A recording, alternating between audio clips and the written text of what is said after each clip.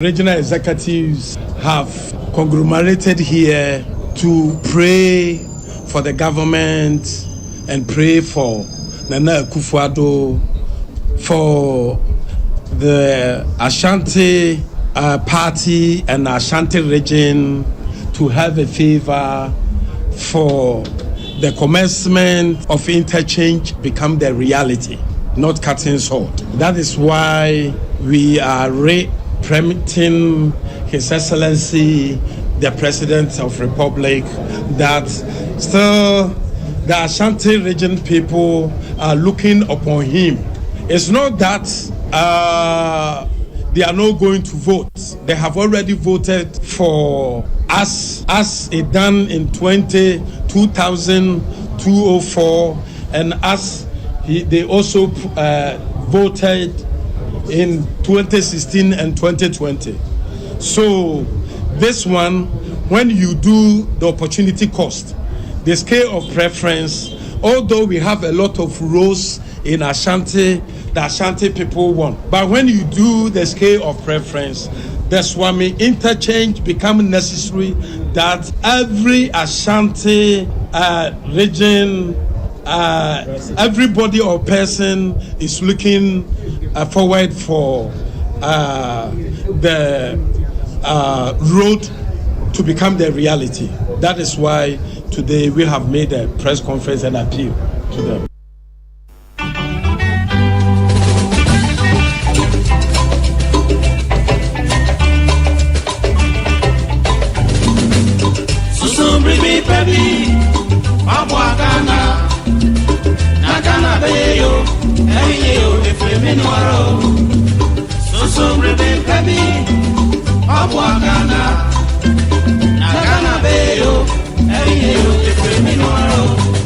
The platform, Apramen and Yapani Pompeiso. The platform, the Cardinal Nana Kesseh, Son Sonchi, Ason Senchie, and in Senchia, Eko Batako Bramai and Sinukoso, Atwa Petiaman Timfi, Asansa Krokotiako, the platform Suni, Asisin Konda Sisia Ja, Amatran Konda Trenufua, Brana Naya Kesseh, the Cardinal Tiajamu, Ewo Peace, 104.3 FM so. The platform, Odoso Pio, Adi Doso and Sempudium, Amanyosam, Abrabomunsam, Asitramunsam, and Yamansa who was on some. And it's a wood will be idea. And in this year, Nana Kesseh, the Cardinal, one in a poundful. Our the platform to be so. Wo Peace 104.3 FM. A Jordan will quadra number biada a free no or chokopim nondu. The platform our Peace FM and somewhere is here the Abba, the Acro, and the Yatian the Ehu, Ninjani and Udina Apreto, and the Nasombina Yansia, Nabanuswa, Emia, the platform, China Wajunibi, Ghana,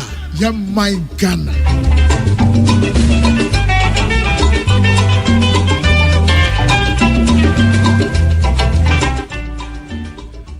Ghana this year, and you so Yamamunina Jubi Mama Kwaba some Jeffia Peace 104.3 and I was Suguso Uti Sende Joada and you could be no Yano no Wachika Sebonu Kugua na Winim said the platform Ebewako when you so Yasim Kunya Ebetoya bo na Yedi Ghana Komo and Nano Joada Unya Kunya Wajen Chera de buy voice notes Munso Munya Kunya Frey and so no ebi drew pepe na enenso so no e kwan da ho se wadwen kire no wo de badwumadie no so na yaje bre na yekenkan de ma wo esan say wo ka ho bi na the platform e shema na anwumre yi memfa encha soronko enkonfa ma wo ba bia wo ti anka de free bia no yeda wase se radio stations ne do so na so do de no ato peace na anwumre yi obeti the platform radio stations adwumadie mu kra mu na mo to apete magana fo wachichi ni bencheye dwumadie wonso watie bi no aseda soronko enkonfa ma mu nyina meet eduasa abo apa no nwotwe ho pepepe mo nso asabire mo beka ye ho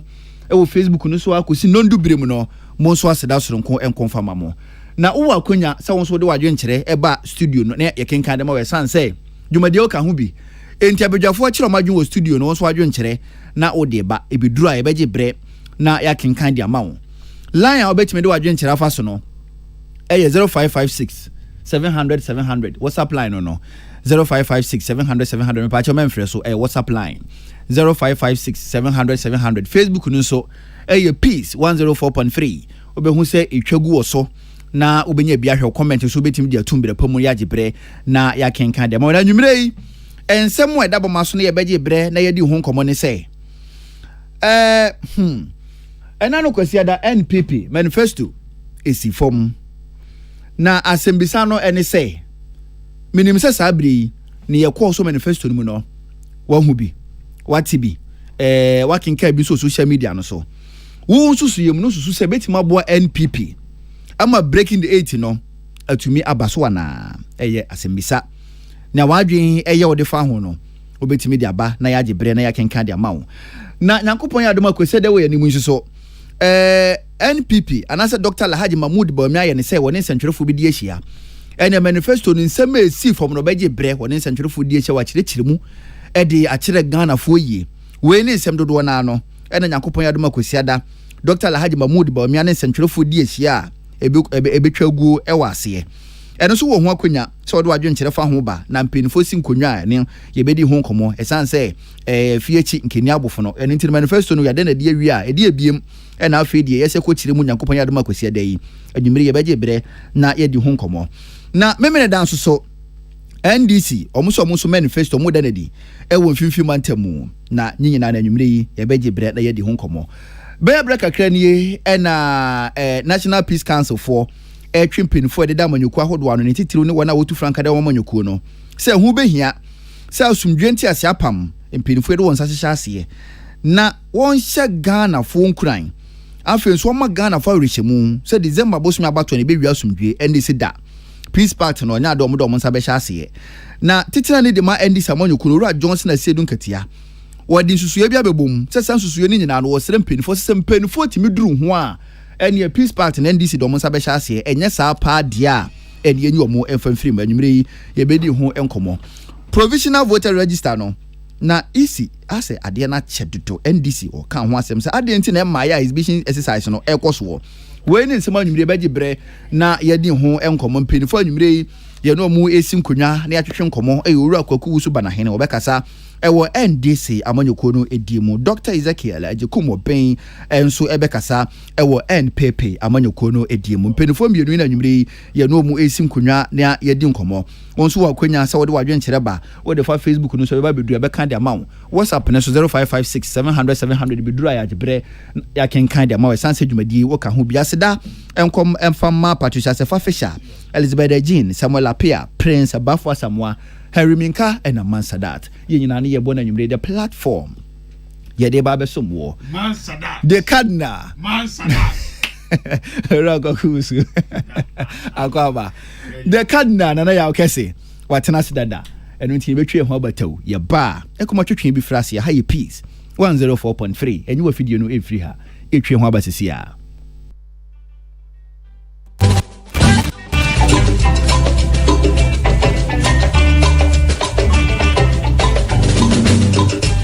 Brimi pebi Abwa Ghana Na Ghana beyo Eyo efremi nwaro Soso brimi pebi Abwa Ghana Na Ghana beyo Eyo efremi nwaro The platform Apramen ani apani pompe yiso The platform The Cardinal Nana Yaw Kesseh Sonsontwe sontwi asonsentwe ani nsentwitwi a ekọ batakọ bramai esinukoso ato apetia mantemfi asansa krokotiako the platform sunie asisi nkonnwa asisi adwa ama trankonwa trenufua bra Nana Yaw Kesseh The Cardinal tiadwam ewo peace 104.3 FM so the platform odoso puyo eha ade doso ensempudiom amanyosam abrabom nsam asetirem nsam ani amansa hodo so nsam ani se hodo bi ade a ani ne hia Nana Yaw Kesseh The Cardinal wanina pamfo our the platform dwumadie so wo peace 104.3 FM edwada ni ukwada numre biada efri no twekopim nondu the platform ewo peace FM ensamo asisie de aba de akro ani de yatia ni de yehunu ni nyina ne ne wudi na apreto ani ne sombi na yansiai na banu so a emia the platform chire wadwene bi Ghana ya my Ghana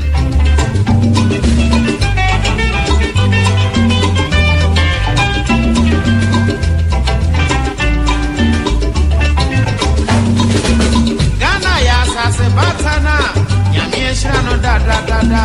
Wamanu ni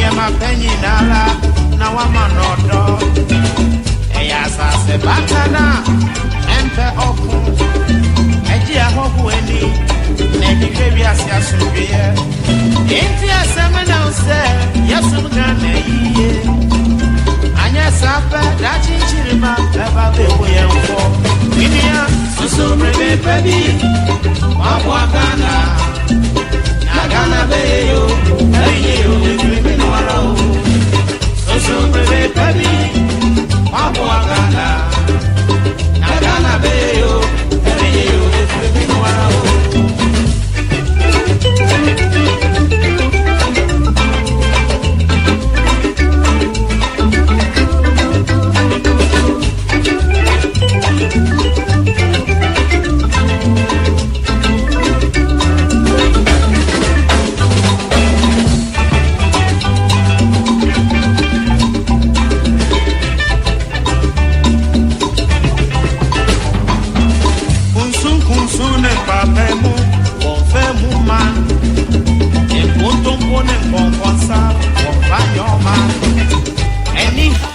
Awusia me ma munyina adwo sa ohwe time no a akasima aduonu 9 na abo nonkron peace 104.3 Jumadi de the platform ya de bra odwada ne ukua da bia bra ye no nwotwe kasebo no akọ na wiye eframe na na Kesseh obetimi aframe the cardinal me ana me di ho chiame Patricia Sefa Fisher, Elizabeth Jean, Prince Bafwa Samuel Apia, Henry Kwesi Minka, and a man Sadat. Omne Shishe, Medi Hu Chiame, Awchibia. And then Madame Sepa, say, Ada Roma, Sabria, Ekwakobo non Queen, Odia Fidiano, Atuhasi, Nafi, and some Pansamo Sham, and some knows a ye can't send his citiano. Sabri nyebra utie baby a omo kasa wa kasa free studio akra mpie na Ghana ahye no sa ne ma na twem da wa po akomatu a na da akoto ye mom no de eye factually reliable and reliably factual and aye de adwuma e wo hase o asem paka enye ntetemu enanya teni de oni asem ka no di atem ye ni atem isanse wasem ka any atete yeso enti ebraso some de the platform dwumadi ebro na nwumre ensemo a ye bebo so said de munyina munim no na no kwasiara na MPP eda ne manifesto adie e wo takorade ensem no bi wom a ye bebo so afi nyame yadom akwasiada ebei Alhaji Dr. Mahmoud Baumia se onen sentrofo ebehia na ansana kwasiara beduru no so no memenda NDC edan manifesto edi ewo simpa wini bahia kanena menim say Cape Coast but official confirmation by no omo say eye winiba memenda ebe ya NDC say da bia ne afre yemesan peace pact yemesan yesan anankofo akodi bone yenka hwe nkyere omo afidu anamasan afre yemesan na yasan nankofo akodi bone yenka hwe nkyere omo afidi enya de obesan na ansana NDC beti ase na wasan afi peace pact no o niema nsia bi a ohwehwe animu se Ghana ebeye ansana NDC atiase eden nsa ahye asomdwe apam no ase niema nsia be ya yeba be di hu nkomo ene anwumrei na epenifom yenu a atenase Dr. Ezekiel Ejekum Oben a member of MPP's communication team sana kwaku ousu panahene aka Madina Romai ono so atenase we a member of NDC's communication team Henry ade no we piatu mame na yenko panahene oda se Romai ni pa okwa sorry because oda so communion to le bia anya le bia ale na wose ehina yo parish ehina yo parish Medina ase ko Medina Madina asore ben ye fe ni sen ojayo dem ehia me Madina asore na de sen Madina asore na de sen Medina. I'm saying, now they last time they go for it, that's refi. I also refi. I saw it now. Yeah, first sorry to say. Medina Roma.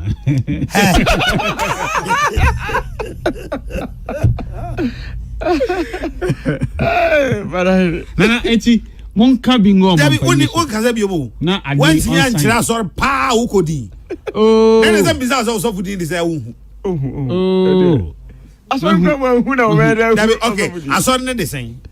Me ba ma be yi achiro. Me Eh. O be yi achiro me. Eh, banana. But echna ye e fence last eh. Aja ye Good Friday. You got to Friday o. Eh, bray. And the Friday night is nkenne wa nkwa sorry. Na me ti hey. Dabiti, senka chana Good Friday, it means enne naza wunim nkenne last supper me mentra by this time me program. You know. And the chana Good Friday it means senka last supper wanko. Oh meko. Eh, last supper de wanko dia. O meko wen. Oko Medina. Asore ben. Oh. Medina Roma.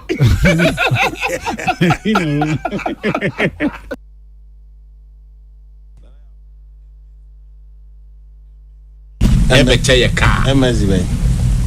Embassy. Brazil embassy to Ghana. Brazil embassy to Ghana. Brazil embassy to Ghana. Ambassador to Ghana. Brazil embassy to Ghana.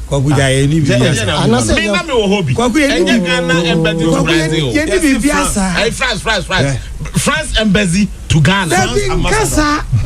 French ambassador. French ambassador report to Hono. Me grandma send the message I catch on say and that's an tie. Tie kwakwe. Yawo ambassador to but any embassy to ambassador to Ghana France embassy ambassador to Ghana. Me pacho bo boys ni bi. Hey, minua ajaku. Kwagu fo mi enu kwagu osuba. Kwagu bo ahe. Anyway, nyame ti ase. Ajaku majo. Mia. Na hwan biom. Yedama, wa biom na de kwagu ka. Nana mejo so. Oh, bana hene so a. Oje me so sen. Ya nua. Aha. Ah, na oje me so de ase de. Oni me. Na ayese da bia me ne me boss kwagu bo ahe voice na wo bo. Oh yeah, sure. Eti nkrofo ba ko ide o de o mobi. Ah, one two way no. One two way. Platform no kwafo e. Invited guests, distinguished ladies and gentlemen, all protocol duly observed. It is my pleasure and privilege to welcome you to the Western region for the launch of the MPP 2024 manifesto. We thank the party leadership for choosing our region to host this auspicious event. Along with the people of Ghana, we are excited to witness this outdooring of the new patriotic manifesto, which will offer bold solutions to tackle the challenges we face as a country. But I also want to we. Nana. Want. Papa you aba fi hada. O come on. Me come we ba fi hasami. Hey. Papa you kra wo kan minim no. Sir. O pe o mama ba fi ha. No asam na me kan. Any ti we. Bebre. Ti we ene de ha. Waya. Da bi you also pe de wa ba fi ha. We de o ba fi ha. Platform no kwafo e. Hina no be.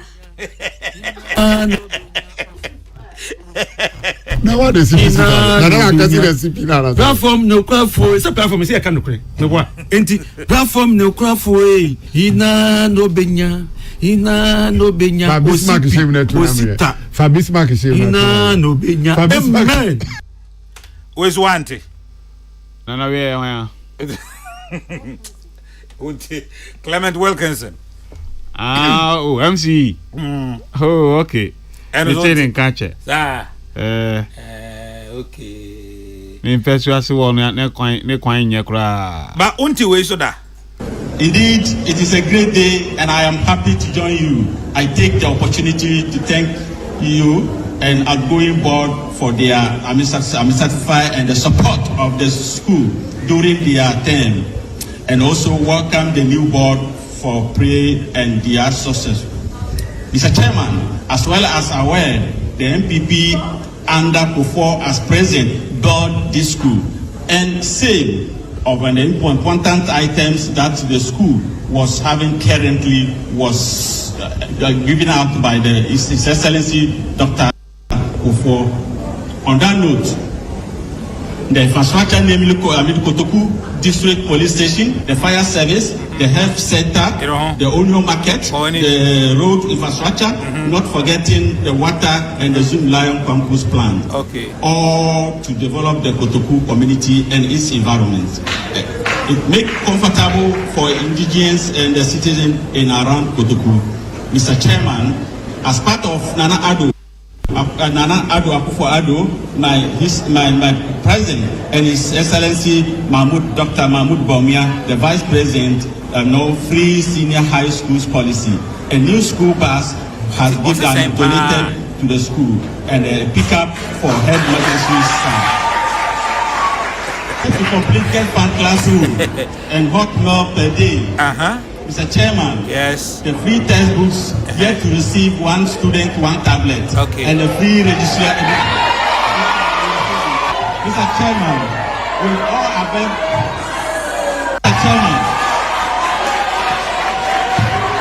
Mr. Chairman, I am here to support in my capacity, and when elected as the next MP or the next parliamentary candidate for Amasama constituency.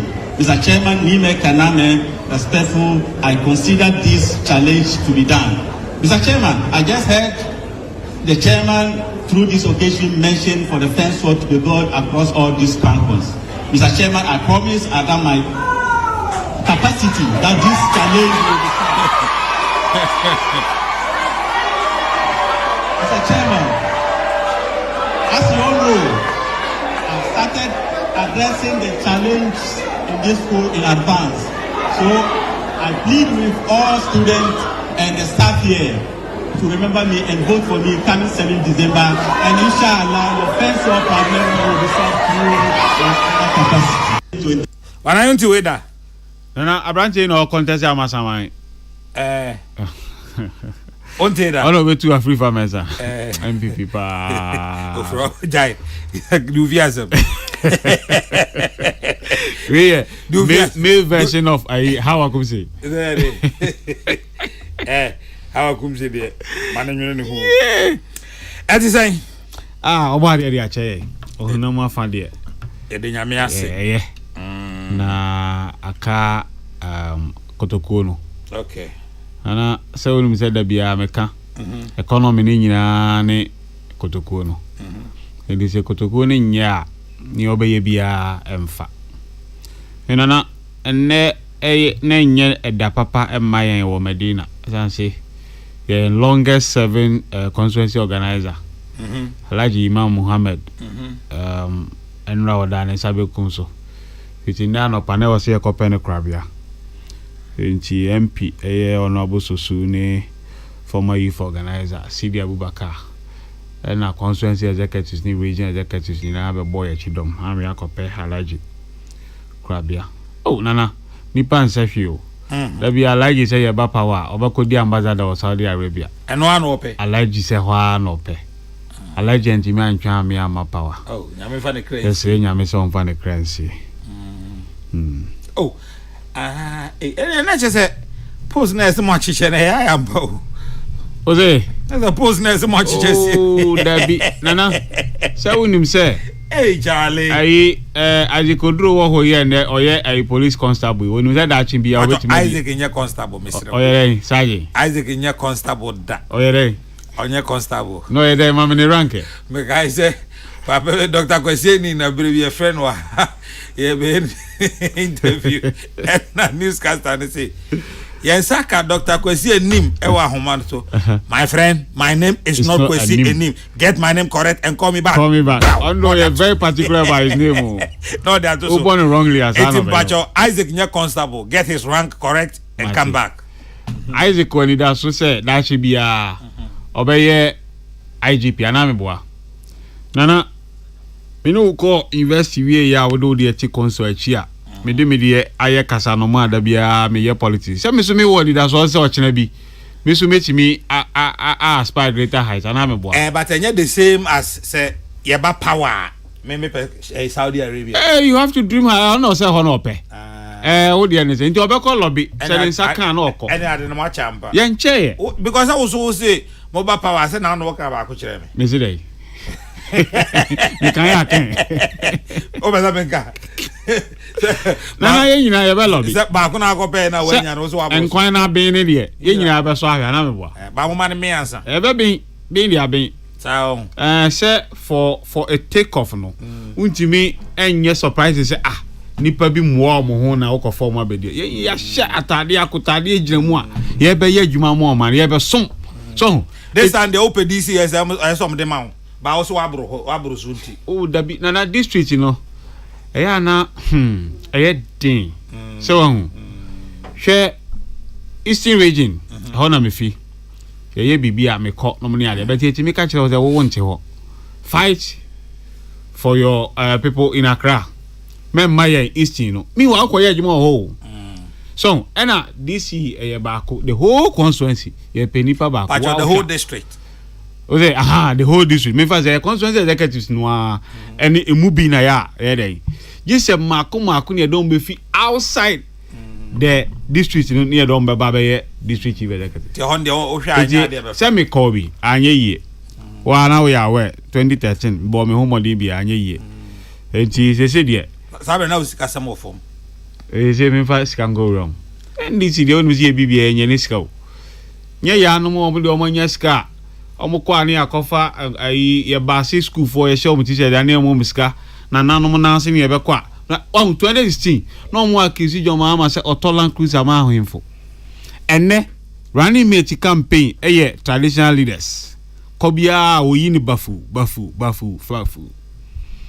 what is the reason what is the purpose of it what started no anasa nchia na mechia say you krom ye dinchia anana na mboa nana ye dinchia so eti ye nyina ye wo ani da so se power ba bia onya omampanyi mahama na dawroma obetimi dia ma ya som oman no unjimi nkaza me de bia me pe you have to get a place metimi aya yuma to se hempa no woni da so men kan chiro ta men kan chiro me ka chiro off air hey here and imagine me time nana onim mami kan so mi chiro yini pa bi na off municipal chief executive say wa ka chiro bia ye ene drew day say ye kwako ni omanfo akokasa no ne ade ye drew akoi onjimi mie na no akasa kra ade ya to nanum Allah ya to nanum me say akwajo ene eje microphone ni finish am oh how and this for dabi MPP nana ye declare we ye pe akoi na ekase asa hwinsi ye Allah walla eniama wa NDC eniama wa MPP ankaza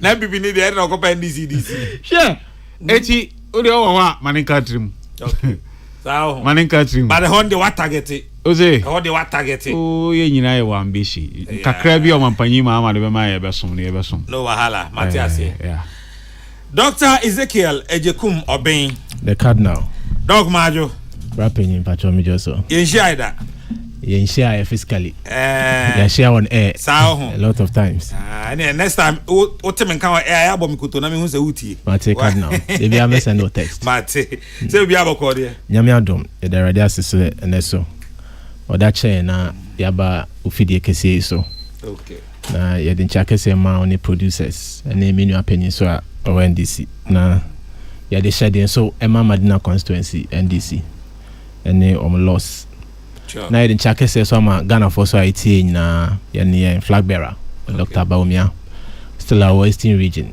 and they ask me who kade kakrawom and running mate so our Ashanti region na the Ghana for say baby bia mpanyifo emi no and now on beti NDC sorry to MPP in Kambiano omo de osie yo e de na change is coming evinio eba am so mu hia change ebe hia yen na ye no mu asem so omutie no asempem na ne wo ho so omude amayen na yen so that ye kotodwe mu na Nyankopon ya adom na from 7 January Dr. Bawumia swear for the third time, by this time as a president there na I was here yeso magana so yeah nti eche obi bia na mate yeda se bana hene nana mana madoka kwaba na mana ba transe na fe yen hwehwe na se nana se e was o introduce ne ho menhia ne da ene nenso ne da ya waba ya fidie enti be be kan wante aso o introduce ne ho pacho onanga introduce pacho class captain ye ma no enti sabi mi nim no me ye da introduce ne ho me say enti onanga introduce ne ho wante asma me kan o kan say me say bana hene yes mana kwaba okay na bona transe ye ma me yen hwehwe na se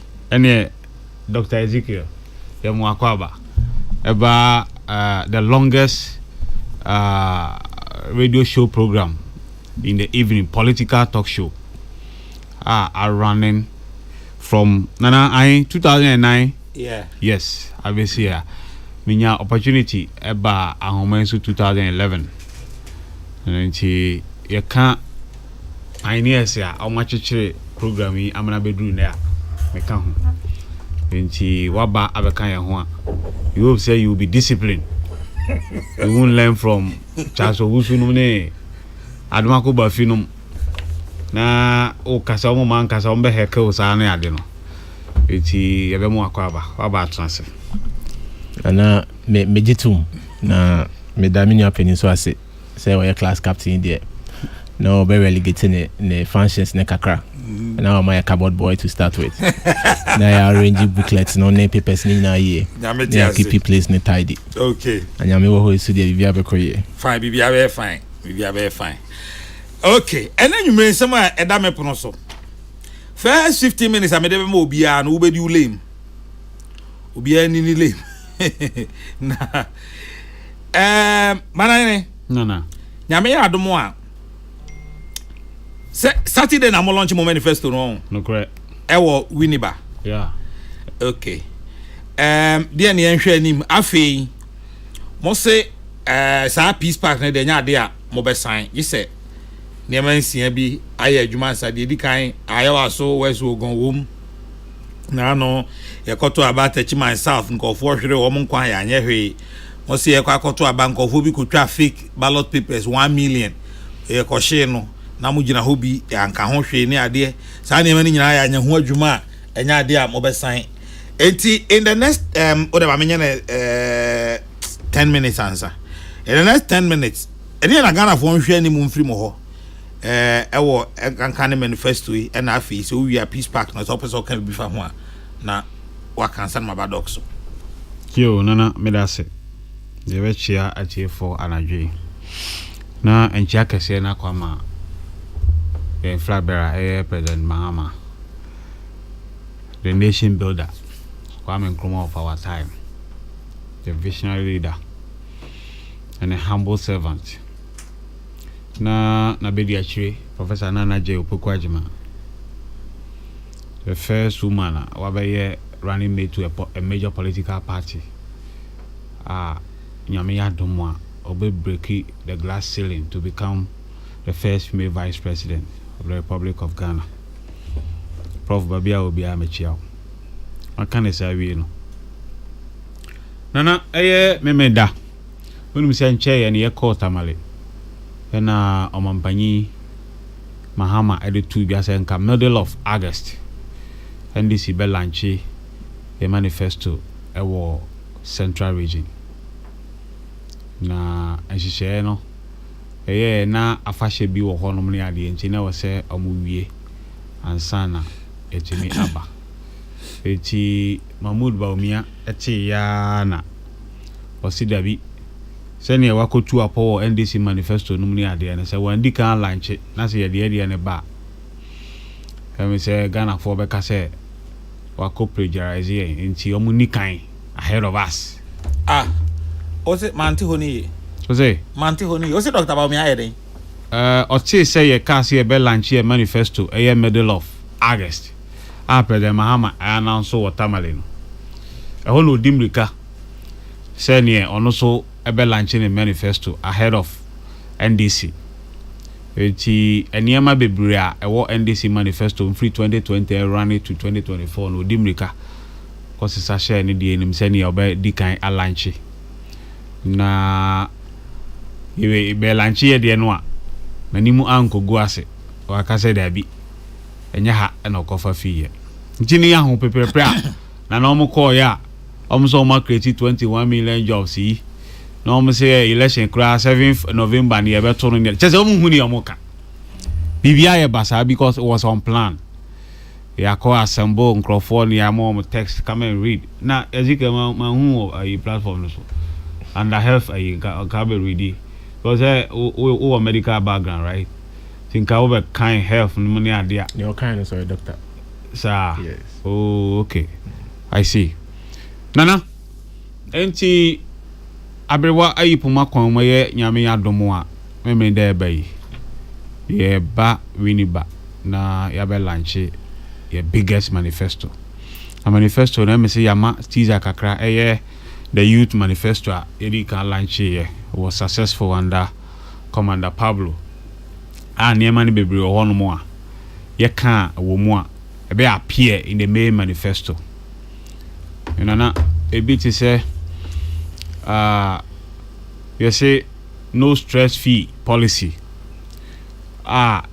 mabunu a omawie SSA no den o say no den fee no stress fee policy mabunu omawie SHS a omo pese omo tertiary institution no President Mahama incoming government I say obefa omo academic fees na omo di awuramu na a fee level 200 ekode na students loan plus na omo so ayede atimi agibi a continue ana mpem bebre amanfo ni wie school na omo kọ omo animu a na ya post to social media yesi owe onya aggregate 8 days be ne ma ne papa ni bi enti ye crowdfunding obi an yi bi ma ne enfa ne ko university no mo ni ade e ba ne sa ebi wo ho a omutimi ye lucky omutimi nya ebi nso ntimi nya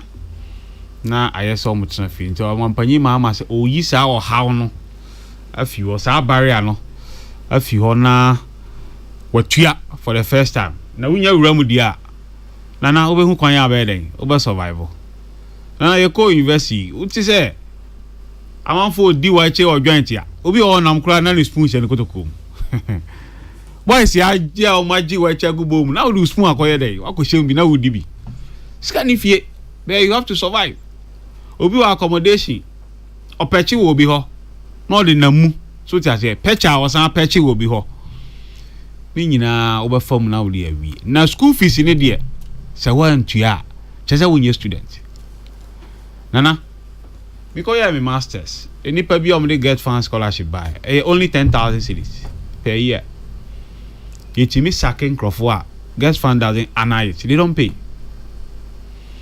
nana unya award admission letter na okoye o second degree in 2014 the paper utrimu say how am I going to fund this education and I'm a boy so you need to raise money so asset be or why also cotton o wasem na aka na meme de o say o wasem na aka na meme de na oka meme de na meka better meka wo oh okay meme asem na meka but university ni beka say you need to pay about 70% of the fee down payment and sign your register okra am why your student normally say we need bia time bound untimi nya den enko ndo mampanyi ma ama say obeyi sa barrier no afi ho amaye nana unim the famous 24-hour economy wa ma chechire mu wa ha me hu se no de wa bowo YouTube channel na mum enkrofo bi ba ha na o ma no be pa na mu de ato na mu si NDC fo ntimi chechire 24-hour economy mu nana ade ba ko a na ewo metum se me chire won say with your pedigree in the media I think say you need a dedicated YouTube channel for yourself. Na we interview no what dear we content ya creating in now we go am I yen cry ya ba ya hwehwe ye bibia ye kokwa yen sabeka go to Despite Media. There be wo de na make Go to Despite Media. Ya wo de na me pe o handle ankasa e na me tie I want no e kakra say meti hey me ya adwuma ma Despite Media. Okay. Me create content wa high Despite Media there. Okay. Enya media. Okay, Matthias. It means me find my private business. Matthias, and you are not allowed to set up your own private. It is not a matter of being allowed or not, but as a matter of principle. Okay. Me te high adwuma bosumi ye betu ameka. It me create content as I say called Despite Media. Okay. Na company no fa. Okay. Matthias. Good. Until open our content be out here. Oko Facebook Peace 104.3 and I say Oko the platform show on Peace 104.3 and I oko Despite Media YouTuber. Yeah. Ubenya ni nyina. Mate. Why? Yeah, me Jeffy Beyonce ho. And maybe me ba hana me pe. Yeah, recording na ade achia. Me frɛ Beyonce also me de be ma. Nana the following week I me ba hansa na o kai se me na design komo no. So uni hu ni ndra. Wan kai kra. Da uni hu ni ndra. Hey, Sifa Fisher. But Nana uni ebo udiza no. Eti the famous 24-hour economy youth group no. At the Formula 133 abase. Adwuma ba ko a enipa miensa. Ebe ye no 3 shifts. 8 hours. Eno na me nua ba o pe MP wo adenta kosia manu say omo salary ba ko enipa miensa ebe de ache ni che say akosia enche policy na se ya chechere no na no okwa asempa ni Dr. Yensu Kofi so o se won ti ase ya come manifesto akolanche se akosia so won ti ase na de o ye nipa ba ni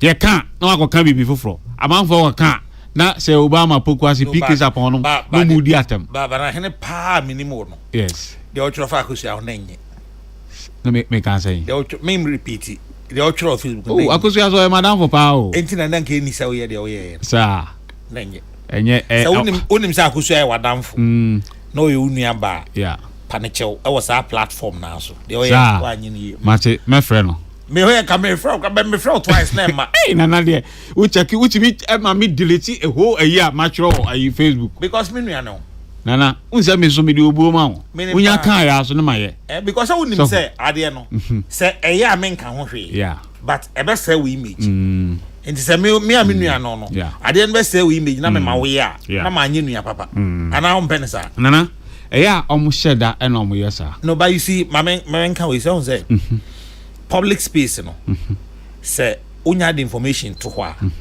me am fa de odi ato ho no interpretation am de beto so no enye wasem what I say me menti ase na me de beto so na especially say oni oba e di nkomo public space wa we ye bema no we ye husband we ye father aya se na usikasa ma mo nya abotre kakra okay why machi eti yebe ma no soft spot kakra menka so buy ade na nya enkan no but be decorous na Matthias adwuma no a eto da bia na heat abom sometimes ya na ye akomache so betimi akasa owie ya o se dey de o kan ye nyina Matthias so eti akoso manu ye menu aba me frɛ no eti 24-hour economy no so e ba be share unemployment e ba be si ano nana Dr. Mahmoud Baumia or the ato ni Facebook was say na probo a okọ ye nyina the omanfo ehwehwe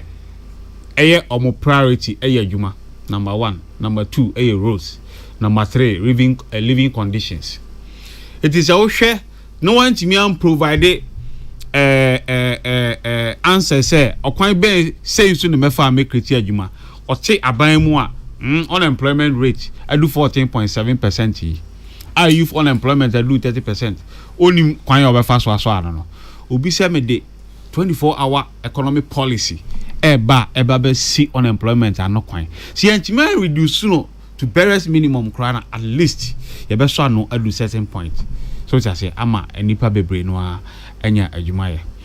Enei ohwe omo manifesto omo lanche ya adwuma omo se omo create ye 2.1 million na na kwa fire service adwuma police immigration military prison service eno aban bi aba o recruit bi enti enye ade a wada so da yese ma creative bibi out of something me dey ma omanfo no adwuma aban adwuma wa beto wo ho dada se wo fa teacher for wie na wo for mo adwuma wo se ma unemployment masia no se nurse for wie na for mo adwuma wo se da bi aban bi aba o yes ade no na innovation idea be na wo wa udi fa adwuma omko fa napco ba ya na ye short gap omdi wi ni election wie ye enom gu napco so oman timi anya dai omu salary kura no ye ntima ntua napco amomo ene omdi ka ewo mbesi ene napco no so agu be see ye taxpayers money keke so yeah into mu ni any idea to solve unemployment so they should give way to NDC to come and solve the unemployment problem once and for all. Nana JDM aka say yenhwe nim $10 billion big push infrastructure fund. Nana so big create jobs ama artisans you have to build infrastructure.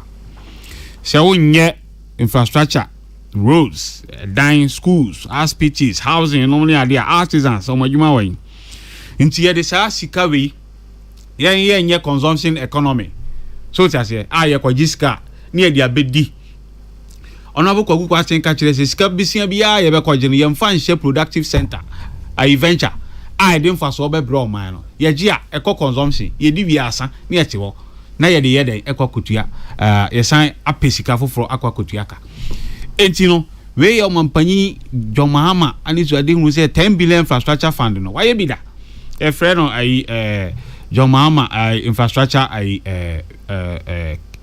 chief senso kin aya bono akonwa ewo north ni ade eti oba infrastructure obehye kinapa enena nado okoye road afichire ni ade ayi kogusu ana wakanya kan o se me baaye ma ye 12,000 km of roads ni ade ubisa roads ya nana the roads are not where to be found anywhere to be found so that say eti ye ba be ye the rare infrastructure so that say nana the base ye kwa ba nyina the economy.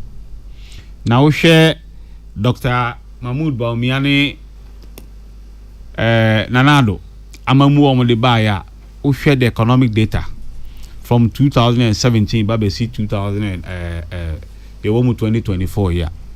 It say Professor Mills John Mahama and John Mahama perform better than them. The data shows.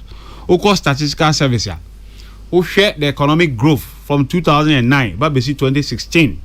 Now we share from 2017 Babesi 2024 NDC perform better than Mahmoud Bawumia.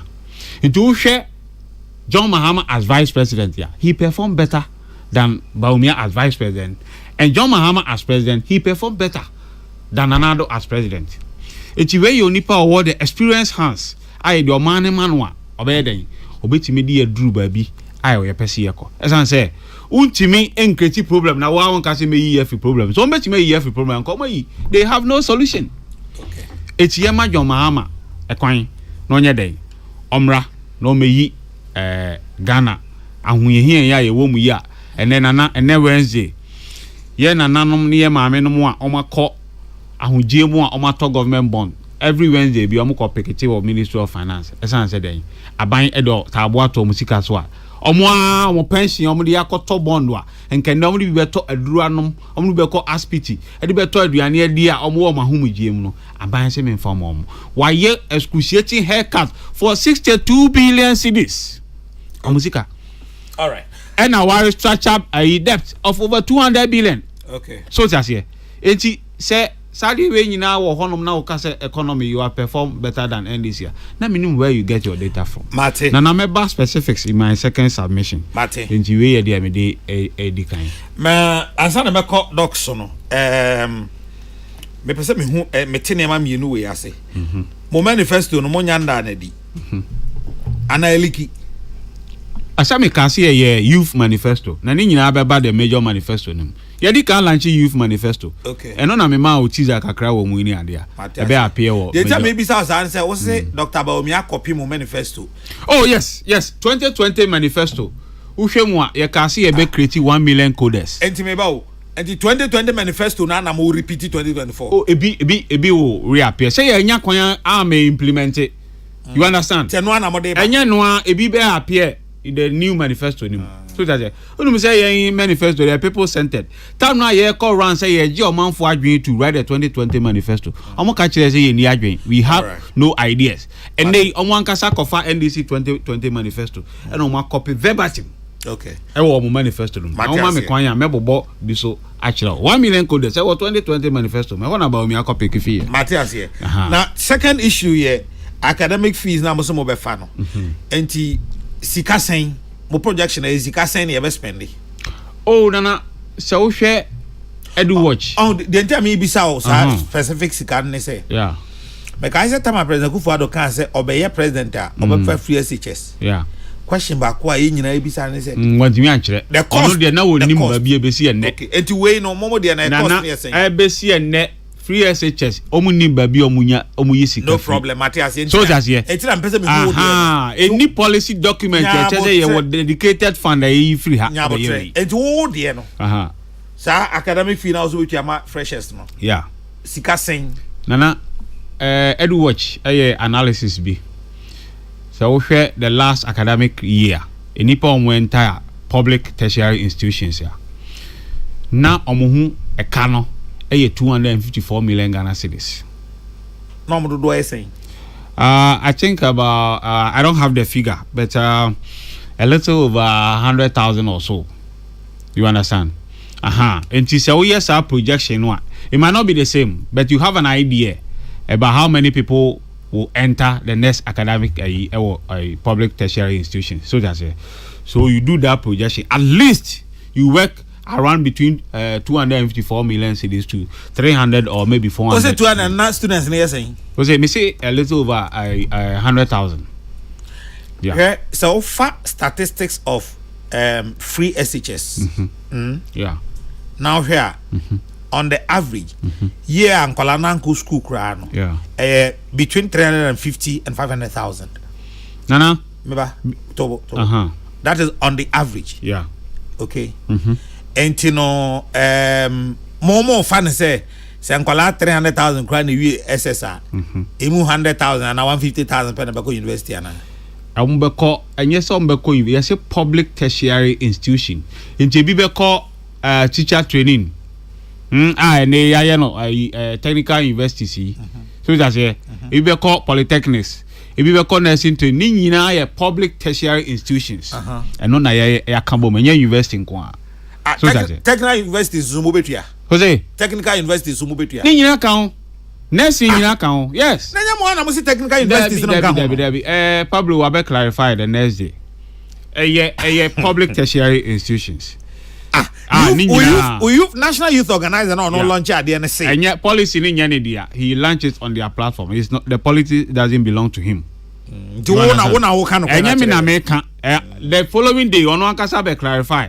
So say unyane wrong. So at the time no kasa no on tiase ana no nim. Oh nana say unim say ye call MPP for call launch your manifesto. Obi a obe kan adwuma o ma create o kan 21 million jobs. Me wa am so ma create 2.1. But this is a national officer of your party. It doesn't matter. You can't sleep. Okay. And you can't sleep. The Pablo the any sleep. Ono na kan want you obe clarify. The any sleep.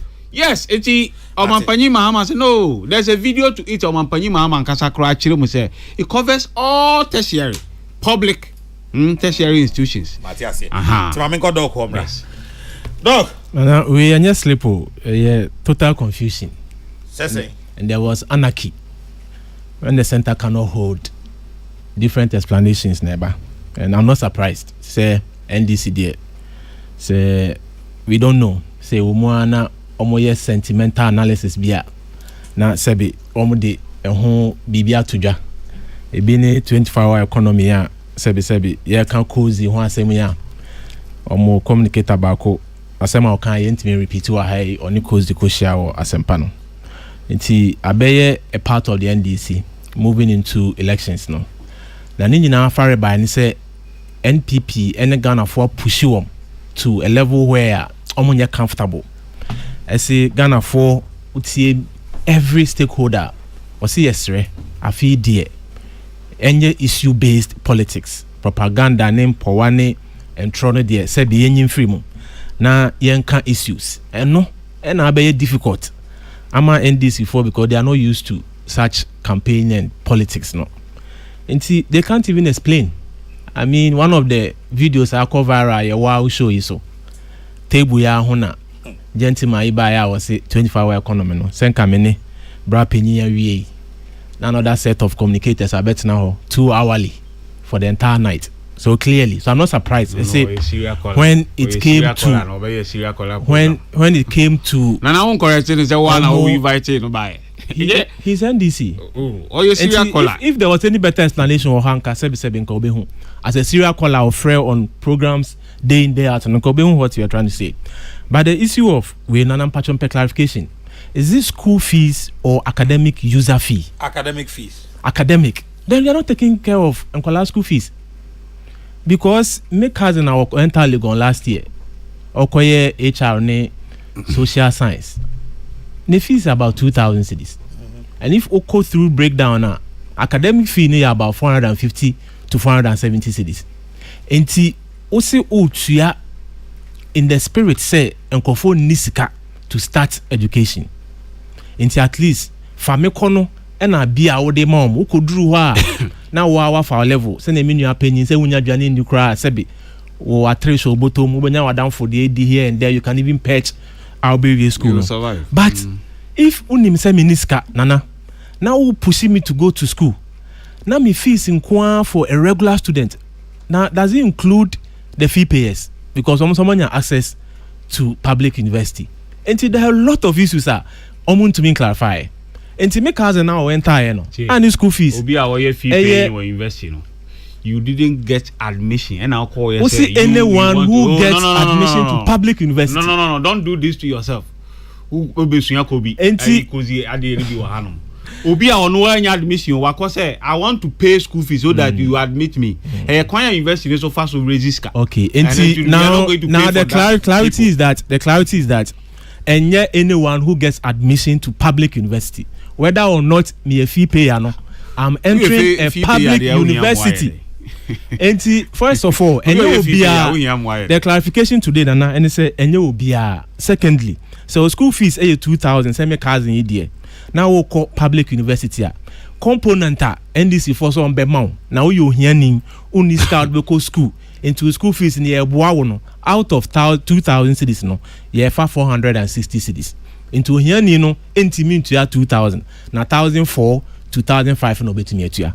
It clearly shows say ye beka asematum na emeye huja na yen dream say ye the policy biba but in real essence no upusu nunumu na ote ne kankan upushia you clearly get to know say sebi it defeats the very purpose because nia want me raise 2,000 no a bit difficult so with my raise 1,005 to 1,006 enti ga 400 no kwanti na microphone ko school na wokwa okoda he ofri sebi sunyane eba legona na want me into 2,000 to 450 460 or could raise the rest and now was pesca to come and hire a place accommodation now on so clearly whatever they are bringing on board if you push them critically you realize that sebi and more homa and no credit money boom.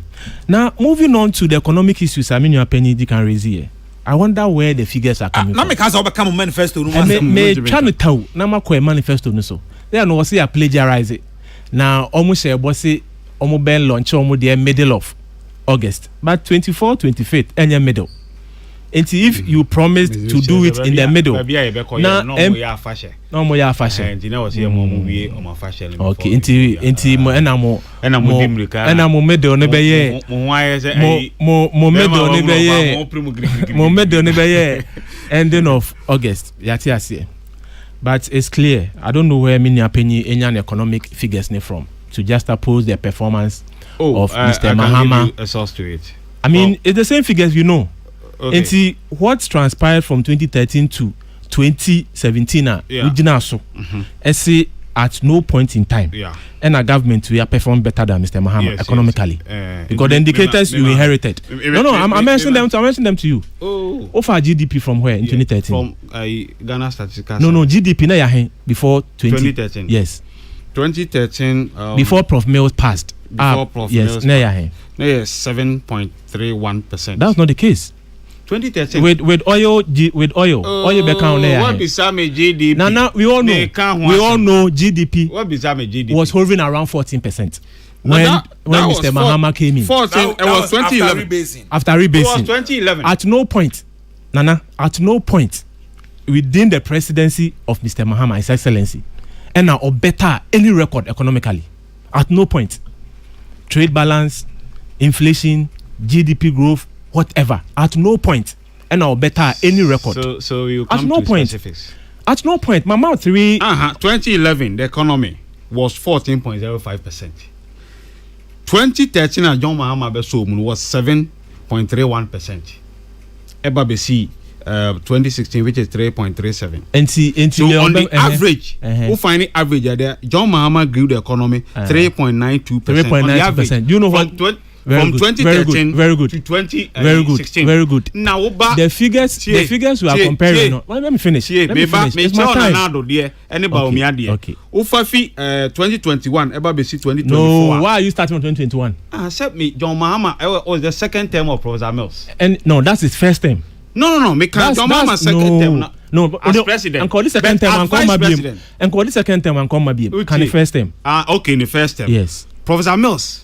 Mr. Mohammed's first term. First term. Yes. Or grow the economy at 3.92%. Averagely. And Nanado Danko Ekufado first term. Nanado the first term. Or grow the economy by 5.33%. And see, that's not even the case. But if you compare the two, which one is bigger? No, maybe. John Mahama SFO under under Professor Mills' term. No. Under his term. No. So as vice Let's president, be charitable. Let's be charitable to Let's be charitable to listeners. I don't know if let's be charitable. Let's be charitable. The figures now the 200 they are inaccurate. What can say Mr. Mahama? What can say Mr. Mahama first term? I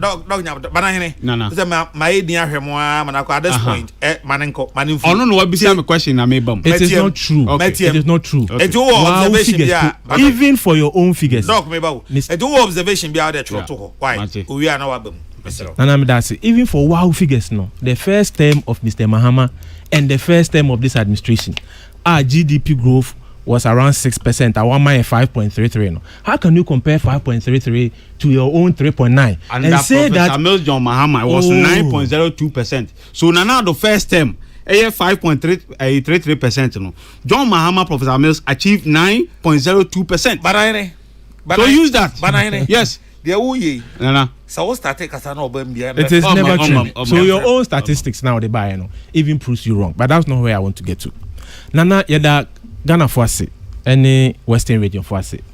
I say omuji ya fell so e water crowd na yadi bold solutions. The Ghana next chapter near Dr. Baumia any opportunity from 4th November or this scene and so now already everyone say NDC say a plagiarism now ya kofa o manifesto na ya diaba Dr. Baumia on the 7th of February or UPSA stand on a platform man 70-pointer ideas our deba abebu o mind from next year now Osha manifesto ya eba ya it's almost the same thing Dr. Baumia kan and ya highlighting into about 14 sectorial points.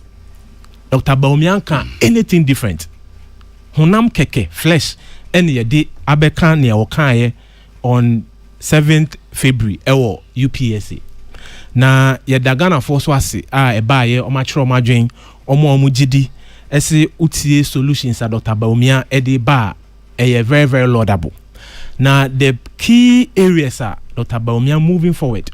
Ye be concentrate on a good governance. First of all, you see leadership is cause and everything else is effect. Now, say abuano ebe pro na infinity dia na the central administration government seat of government no and na ewasi yema ya nuko first of all. Now everything else abeye effect. Now ya share the businesses Ghana for adwadie ewo omaimu yama ya ni akoho. Na thirdly employment eye mabunu enyuma yebeye nti wutie ye kasemu eni bibi bia ye kan sa na ma 3 way and ye the central point of your manifesto no every other thing else ebe ka ho ema no edimu na wo hwe the youth aspect me ye mbabunu de ɛhɔ no hia me titru na o share youth unemployment despite employment aban ya create at least unprecedented at least compared to your predecessors now still o share mbabunu so a sebe yenya ejuma enya na eyade a Dr. Bawumia da ontumi na odwe mbabunu ho yie pa enti wotena ase no we realize say biti say ukọ area any registrar general businesses are ya register Ghana hano about 80% plus small scale businesses na oba internally generated fund ye generate or maimu ye internal revenue about 70% plus nana small scale and medium scale enterprises and na omo contribution eko animu every aspect of businesses. It means say yemayani ko small and medium scale enterprises ankrankre enyuma a omudi esoa ebema ehono atumpon na ehono tumpon a na ebetumi generate a lot of funds say ehono tumpon a na ebetumi expand the economy ni yie because they play the major role in our economy. Now oma to me I employ emabunu no na aban ebeye ewo mainstream every sector or government agencies yate difa nkrofo nyuma no say empower the private sector na omuso to minyi na omumu trea na ebe boa yie ama yatumi address the issue of unemployment na the rippling effect no so abeye the economy pesi grow. And Dr. Bawumia say to start with no obe dedicate 3% of your GDP which is equivalent to about 30 billion Ghana cedi to the private sector. Ayede be so ankrankre enyuma asene ama private sector ehun aye den na oma to me aye ejuma eda boa aban because the next phase of the government no aban no de nani be hwe private sector yiye pa na wo hwe even the promiser yama SEABC airport ewo Upper East no Dr. Bawumia say or the private sector enable on board to look for opportunities na yen see even that airport for the people of Upper East and Ghana nyina ni ayebe kosi or Cape Coast there's some Korean facility bia government already I agree on ye dey be koye say be part of the Cape Coast airport any part of your health infrastructure into the private sector now be very key and also ena eshe yunkran ama beyond the 30 billion equivalent of your GDP Dr. Bawumia de be support private sector ama emu aye drew na nyin na expand na tumi aye nema bebre na tumi afa youth no mabunu bebre e wanyuma mu no ye the small and medium scale enterprise SME bank eba because already statistics nature ese o share enyuma ye register wo man mu a over 70% plus ni nyina ye SMEs enti e wo se ye the bank ba purposely for SMEs. Now SMEs no nya opportunity to access loans ehunsi ho ene ehunsem no softer then they can expand once again. Now omuntumi employ a lot of people. Now o share SMEs no so now majority of such businesses no youth. Now Dr. Bawumia so entumi manifesto on kasa about the digital aspect of your country anywhere say o should be a we say ko Monday me ne Vim lady program na Vim lady in Ghana me so me ni despite media a platform so mitifie and ye dey therefore internet and a program NIT FM sorry OK FM it shows say baby we say kono the world has become a global village on your platform with Vim lady not in the country and myself I'm Timifie no yetimi a program digitalization and the fourth industrial revolution eba IT therefore nhwehwemu any science ebe dominated no e was see ma yani ku IT no ho Dr. Bawumia so de wanya title no Dr. Digital dada enti or promise to train 1 million youth ewo IT any related courses ewo maimu na was set up IT hub fintech hub ewo Ghana ha and seed capital nko Dr. Bawumia e de be shase $100 million wa promise or de be shase na mabunu ewo nimdie ewo IT ewo coding ewo programming na o set o business o startup wo hia wo de be provide any IT related and na therefore hwehwemu a solution bia opesu provide no Dr. Baumia aban ebema on startups or the beba on board now what to me I expand your business na ye kyerɛw sa IT related courses ni we are one your lifelong skill empo say unya direct employment on your own obetumi ayenema bebree you nowadays you don't even have to travel to other countries to work. We have what we call remote work. You can stay in Ghana now why you juma even in India, all because of digitalization and baby we are seko. Into Dr. Baumia promised 1 million youth. See be training mo, amamo skill, amamo startups. Now you have opened up the door for private sector to also come and invest in the 100 million fund now. A buying edibesha asieno. Ya we ni sano.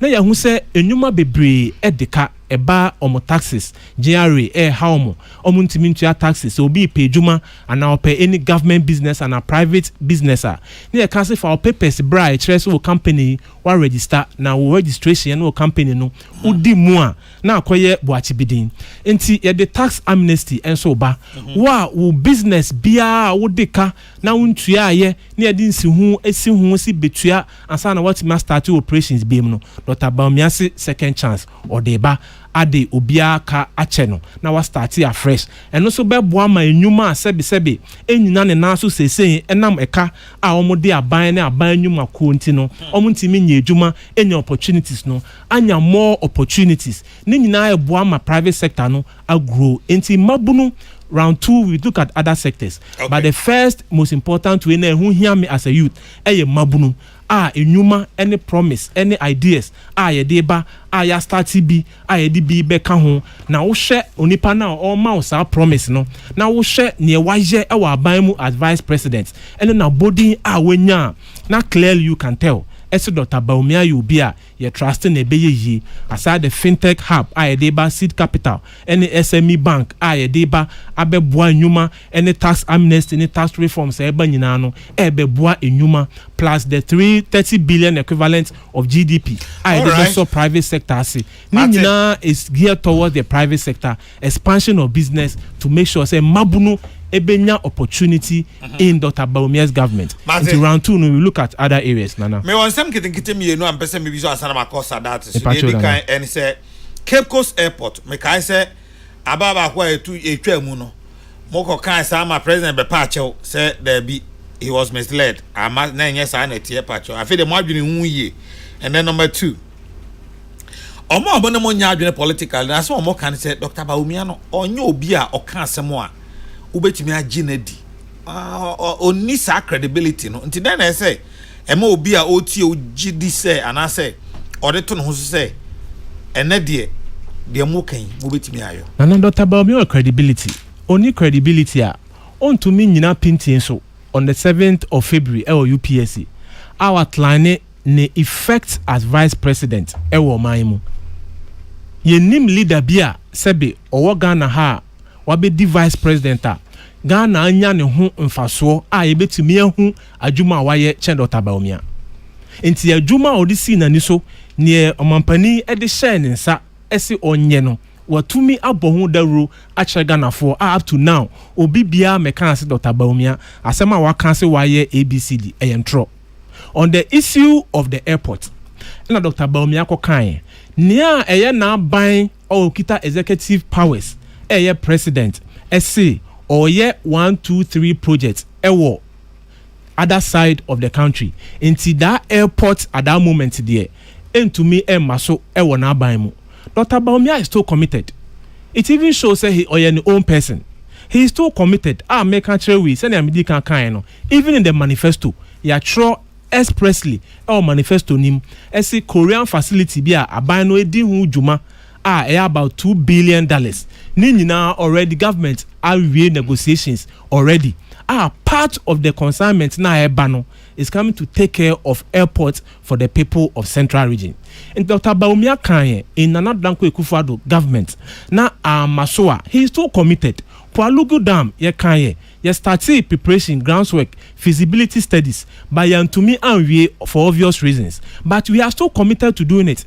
Or Kanye no sebi yantumi anye no e na wo twe ne ho free ho entirely na obeka say he is not committed to his words but send ya watumi atrase e wo no manifesto mu a kire wo ha wa ye be fande no e kire say oye committed na oyo obi a okasa e wo se ye ginidi nana mate the okasa say see oye MPP achiami no mu ba ko fen Dr. Ezekiel Ejekum Obeng earlier na mate kwaku owusu banahene ono so NDC de she kronkron na mate ono so denka but they say there me am a right hand man Sadat the cardinal man Sadat the cardinal amanfo hopa almost say amanfo kasa sa na Ghana for chiro madwen e wo Facebook no so sanso and the bin so kasa WhatsApp no so na mo amode da for WhatsApp no e na me de e hyase e bere wo no mo ba Facebook no so na ma be kenkan ho no so de no e de atoa so ye hyase na kwam aboate na Blakoma Central AK Dr. Bomias breaking the 8 ona odo de betu mu kan WhatsApp no so nto na me de de e hyase wo se NPP manifesto na o madana de no stand out nema ekoyi papa na wo se Ghana for o munte o mani na o monhwe coming Sunday and this manifesto on the dino a MPP and someone I MPP for the no and MPP forms and this force will become wasem was here in Chanko but Tampa would for Amma Ducrecia JPC or Conquer North would for Michael Jr. was here in Charleston Consul and call Emfa and Mount and Nakama Boatin of Blakoma Central AK Dr. Bomias breaking the 8 and what dear no able to more Lam taking Rashid or say would here program here numeri when cheap banda line was an eye when you watch up papa na wo se MPP manifesto no modern di no ekoyie papa na Dr. Alhaji Mahmoud Bawumia policies ni nyina no e odi egu ho no se wutie bia be hu ni se eye policies na mom enye politics nyankopon ya dema kwesi ada NDC for die no ye be hu politics instead of policies memenda okay wo se be hu politics instead of policies enti Ghana for pa omonte omaso na omonhwe wo se Dr. Alhaji Mahmoud Bawumia wo the policies ni nyina egu ho no mo enti obi kogina ba bi no wo kase opinion no adenti na wo twense yento no so aba ansa na policy bi wotu ho anamo a na se bi mpredus anipa no wodim nya woka Dr. Mahmoud Bawumia we the next president Ghana wa hawa yekomu nyina chire no ogide se Ghana for beto aba ede amano we se anwumre the platform wotie na yawo wo so cha papa Peace FM okriu ni nyina so cha obi Abraham ede de no so ebetu mu we se friend Daniel o Adenta wo say NDC coming December enya de befa ede amamo erekwaku bu ade patriotic voice bichim or say Nchankoma Dr. Matthew Poku Prempe or say NDC and JDM say sebin period so madwen yo mo so betimi atumfuto gu Ghana fo ani edaji tumi de free Ghana fo nsemu a enya de befa Dr. Mahmoud Bawumia nsusu ye po wo edema Ghana no Ghana fo hu into ogide se Ghana fo beto aba ede ama NPP was surely NPP will break the 8 Nchankoma Munyan for Dr. Benjamin Yebo asechire Tano South enida so na de no so ebetu mu we se na ya wanwumre mecha papa was easy short code no odebetu dwa no was na me try senka me de check me details na 50 pesos na ye me nso we ye be sin de edie no krampo ansa amba ento obisa easy say na wate no wankasa obete wate na afi nso nia wo bisa na se no hwe free short code no eno so be sin ne ama wo ento obisa say easy wadwuma no sempotin enete wo say ye frɛ no Ike odi free amasama ene de ebetu mu so kwa nteso enso edie nie wo say December ne de se ne sitie bia no Dr. Bawumia obe break 8 wo say mechia Messi Akwa Emmanuel Akwa munyina no Connecticut US na mo so kwa nteso ene de enchia yi emamo we say na ya Kesseh nwumre yi mechia na wo say NDC senia chama 1 ekaye no Peace Council enya de NDC be fi mu kura esan senye bredi kanie de bia na Peace Council bias sa ena chese mu yi okurum harum ti se NDC Peace Party no omomfo mu sa enhya se omunya mfumso bia ne kwanso ano no Kofi Tete edifri South Africa ena odi ebetu mu we say na yawo anwumire mechiawo na Peace Party ne se NDC so omo nsan ase a ene na kwa bi so no wo se Ghana for soro waka na yadwundwunu hu yi esan say okay mate odie no asiye wo se NDC so omo nsan a that is no kwan so ano no esan say Peace Council for no mo hono kra no omadwumo no omo ye ne se bi mpredus esan say katahyeche mu aso bi wom omo Peace Council mu no omo na National Cathedral Board no so no omo so enti adwumo omo ye no NDC fo nim omo se nya de NDC betena ho no ma ye nhwe ha na mo di peace party bia ba form akọ mo be confuse omo say NDC aye focus general election e de enya de NDC betena ho na MPP for awi omo o say NDC our eyes are red pa o say this election ye fendi agro enu nti no enya de asa peace party no NDC be sign Captain Tetegrifate Michael 64 Infantry Regiment Bema Camp and wodi free ya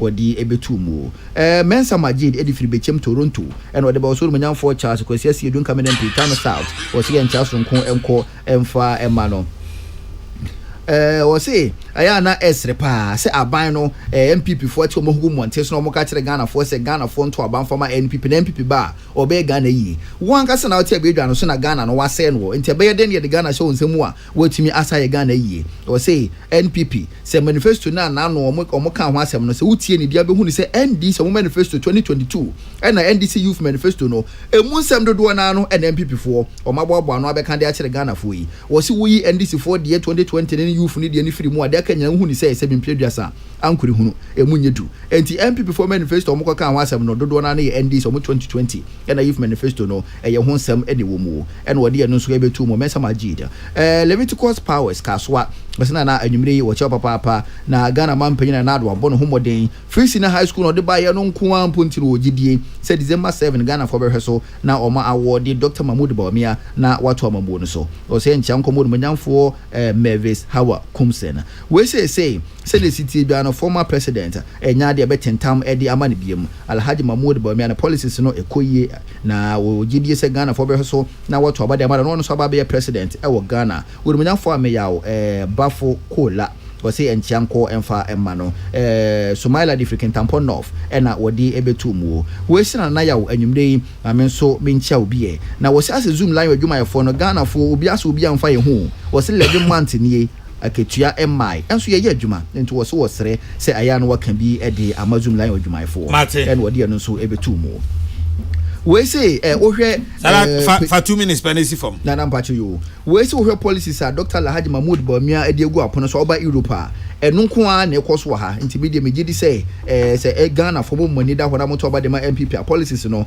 say opinion na wotu franka de ma MPP no de be adwuma nko a de a ka media misusu say ye esanse oba Europa enu a na ye hunu wa ha say wo so wo Italy Jata Michael enu wode enu so free wode betum ko Mensa Plateau do me ko benya constituency ono so ne die enie o say NDC sebi impedua sa propaganda no enya de befa Dr. Bawumia ene napo adwuma de esefata say Ghana fo si omo na omoto aso na breaking the 18 so de possible lawyer Makokwe Junior aka Gabo PC dome kwabenya constituency o say enchia enko enfamawo madwenchira ka achire no edoso na so ye bre no ayebe enu ntino mo fanche da foforo na yakenkan nyina de amamo but man sadat me das papa akame 13 minutes na mapon mema empenfo emienu 5 minutes na obia mfa ne de emfa ba bia opese ode efa banan ne mamiti we nana as the time ne content lolo are sa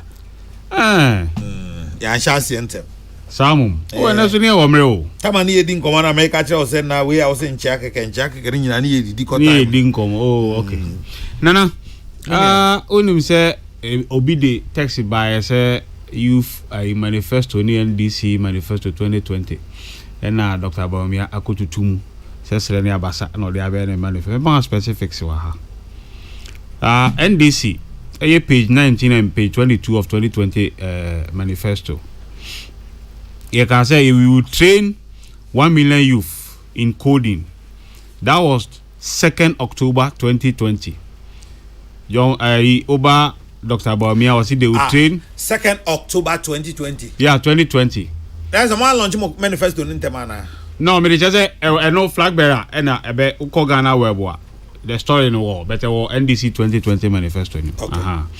And Oba Dr. Bawumia said they will train 1 million youth in digital skills. Clearly. When we say Dr. Renado ni inaugural speech baby okowi afi no ana Bawumia eguso uko ahanomo o si free tertiary for disabilities and also here NDC John Mahama 27th October 2020 ena Dr. Bawumia abefa wa ha or the ababa share page 27 of their manifesto or see we will introduce a free tertiary education scholarship for PWDs, persons with disabilities. nti mo market eno nto ho your mama say obe abolish e-levy and betting tax okan May 2nd 2023 brahai Dr. Bawumia say I'll abolish betting tax page 21 of their manifesto okahanumwa your mama say I'll abolish e-levy and betting tax May 2nd 2023 Dr. Bawumia abolishing e-levy page 23 of their manifesto nana NDC government will establish a women development bank John Mahama 9th July 2024 Dr. Bawumia say we will establish women's trade empowerment fund page 26 of their manifesto or say I will establish a 50 million fund to strengthen fintech industry John Mahama 15th March 2024 Brahe Dr. Bawumia page 20 and 22 or say they will establish a fintech fund with seed capital of 100 million nana eti ahopepre obudi mrika call launch manifesto ni nyina ne say opese onwia ye ne ema ne bebre nana na me kan bibi about the economy abribia Dr. Bawumia ebe nya akwanje bia no o see they perform better than NDC meanwhile only a branch here wadwane from economy ye di share wonsa ama economy na titia pansama enle the rating agencies ama ye say yentimi nya dai entua yeka ye etino ye rating no ya my default junk status and international market capital market the yentimi nko bobesia akra abranche account say wadwane ahwira kogina digitalization now new command ye no nkoma ayi a o say economy no o ma perform better. What is your data? Is it GDP growth? Is it inflation? Inflation John Mahama jaw 15.4%, I would call 54.1%. Is it policy rate ya? Na 15%, I would call 29%. Is it exchange rate? About 2 CD dollar. Na 3.8 ya ebinum say January na do 4.0 and na would do 16 CD. Nana, is it a fuel? What giant?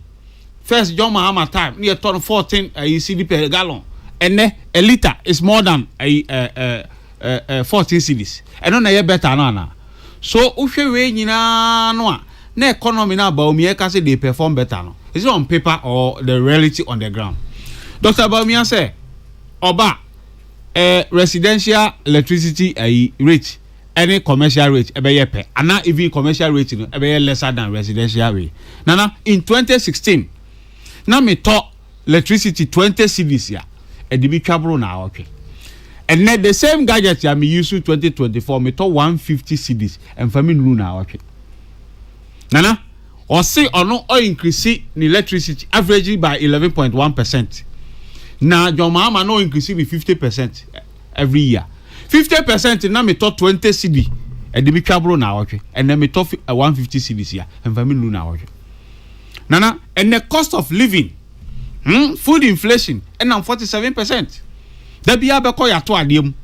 Eti Dr. Bawumia, the all can say dey onka enwansa me ba me ye obi share dam na wo ye WhatsApp call e wa brochira wo say Dr. Bawumia na dey aba digitalization. What do you mean? Nana bibia che say NPP afeli and me di kan say John Mahama as vice president perform better than Bawumia. And John Mahama as president perform better than Akufo-Addo. It's all your experience and as the economy is economy ebeye. Her economic buffer aija administration in kwa sinking fund yeja $250 million. Ghana investment infrastructure fund yeja $270 million. Stabilization fund $250 million. ESLA fund 3 billion cedis. Cocoa output was 60,000 cedis, and then we are struggling to even get a 500,000. Nana, Jose, Nana, so share a gross international reserves. You just 6.2 billion. You just 2 new oil fields. Public debt, now 120 billion, and they I drew 820 billion. Nana, you just Ghana Exim Bank, a honor, omuyi omusika ni bifima wuntumi. Wafa wode ye na umukofa bi so ye one district one factory John Mahama Exim Bank eno di jaye nana it is a wohwe na NPP any NDC ye de toto ho a NDC e perform better say ye nya sa economic buffer ya enkom so munya crisis no ska mu okoyi ska we nyina ebedi ye mate no that's it na me di wie no say wohwe ye in real sector of the economy at 2016 industry John Mahama grown by 4.3% and the NPP grown by 1.2 negative 1.2%. Keno Friata 2024 budget. Uko manufacturer John Mahama in 2016 grown to 7.9% and they negative 1.0%. And Uko construction 8.4% under John Mahama and negative 5%. Eti Saudi administration in be no to one. Be anywhere say MPP has performed better than NDC. When ye ka say ye ma John Mahama kwan na o meye o man ni ye because wo ba o mia wa say no e na wuntimi kan economy ho asem da bia o man to platform digitalization ho asem na wo kan na che say the edition won sa no wa faili into nipa or the experience hands mamintie dog any John Mahama into ye man sa kwan no na figures are minua panyi bobo so nyina na say in the end the crack say economy grew by 3.4%. Industry, service, whatever, or more in 3.4%. And it is clear. Say they took but it. But say, the also can or say a car, more DBI haircut, more restructure, and idea as a Kamutu and Kamuntimin grew by sa the Oka. And negative. Banana, Pacho. Nana, once again, now we both soon in the crack say economy no was doing 3.4%. Doctor, corruption was before manifesto. OPA. And so now we free akonyaso. And we know even with the first quarter growth, maybe I am even post-COVID recovery, we know where we are. There is no records anywhere, sector by sector. Our NDC performed better than this administration. If you get opportunity next time, you buy education, agric crap at the point we're doing negative growth. Under you, the highest Amodija 2.7. Even with COVID and all difficulties, agric. Agric, man, but you cry 6%. Even with all the difficulties I'm facing, there's no way you perform better. There's no way. And now you are not giving a solution. More solution anywhere. And Tigana for say they want to listen to you. Give them the solution. And how is it going to help Ghanaians? Local blasters number you see no. How is it going to help Ghanaians? Pudon and Nanchie Sebi any Jata Mose Reno. How is it going to help Ghanaians? Now you so find solutions, Emra. You see, you be focusing on the private sector. You be dedicating monies to the private sector from next year. You be boa mabunu amama nyantete asho mu ba mabunu no kutupa ama mabunu anya the right place, the private sector and the youth of Ghana e be move it together. Now you the concentration no ama omo enkwala no school fees na mu twa omo trose mo befa na so ye 460 cedis no mon kan chan enkwala no se mu metua school fees ma omo. So what is the solution?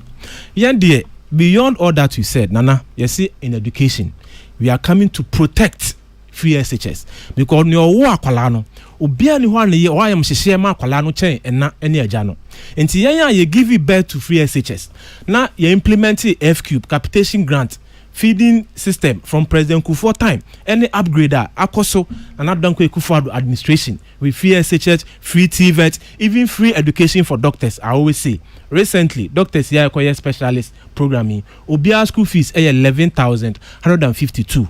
All doctors receiving specialty training free education they be account. But at least all time there's little waiver our doctors work with car our President Kufuor implement here and see every sector like I said you don't come close even with a COVID 2016 yes 2015 and Mr. Mahama cancel 2015 and Mr. Mahama cancel and Mr. Mahama cancel Nana. So we will move on. We will continue to provide free SHS. Nyankrofon to minye. Nyankrofon to minye. Nyankrofon first year for almost about 100,000 you krampo no. Untimi fa omu fees. Let alone academic accommodation po mekan ho. How can you protect free SHS? How can you dedicate 2 billion cedi to free SHS? Even if your own 100,000 students, you can provide for them for first year university. 460 cedis na mubetua. Na ohia ni no. Only sika only 2,000 no. O man 460 now 4,000 5 now can win. Academic visa fee. Oh, it is here. We all not been to university. And now you can go through it. Now yes, yeah, twice no. In the health sector, agenda 111 ya started. Yankopon dom at various stages of completion. Ye ba ye be agenda 111.